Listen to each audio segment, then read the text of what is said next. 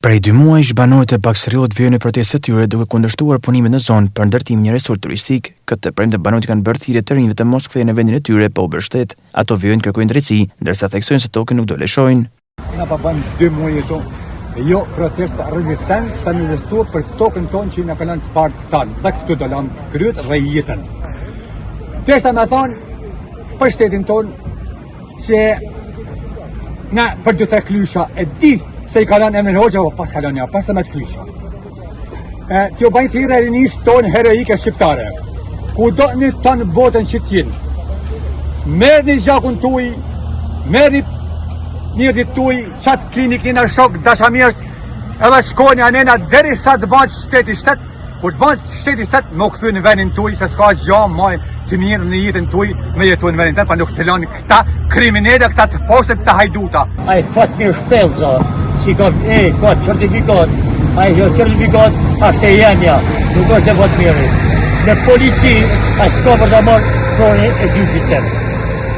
Edhe unë du drejtësi, ma drejtësi, e thonë këtë polici, ku është drejtësia këto? Tokën e gjyqit tëmë s'ka për të marrë për 1 milion vjetë, se te shtja kam në shku me e gjithë, e do të marrë si minin, e ka marrë në leshë, sa është pronë e me nuk ati. Nuk do të kesh shqiptarë që do të blejnë në një pronë me konflikt, shprehni nga protestuesit e Baksëriollit. Një gjë shumë interesante që du me komuniku me gjithashtë se resorti po ndërtohet në mbrojtjen e forcave të policisë. Siç e shikoni gjithë, fugona pa fund, forca policore pa fund. Jam kurioze, shitje, si ka menu Blueberg me bë? Prap do me shit me polici? Sepse nuk do ketë shqiptar që do vinë dhe do blejnë në një pronë me konflikt. Nuk do ketë investitor që do vinë dhe do blejnë në një pronë me konflikt. Ashtë sigurt, ashtë krejt e qartë që na jena në drejtën tonë. Drejtësia do flasin dhe do na japin të drejtën, do na japin pronën tonë. Pastaj me ka do merren vesh blerësit.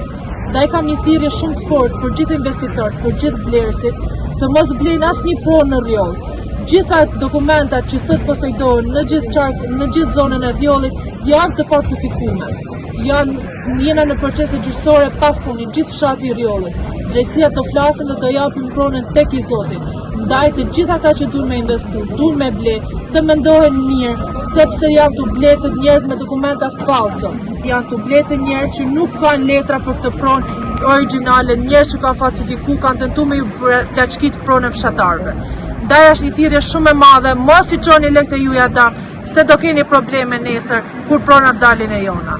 Pavarësisht protestave, punimet në zonë vijojnë.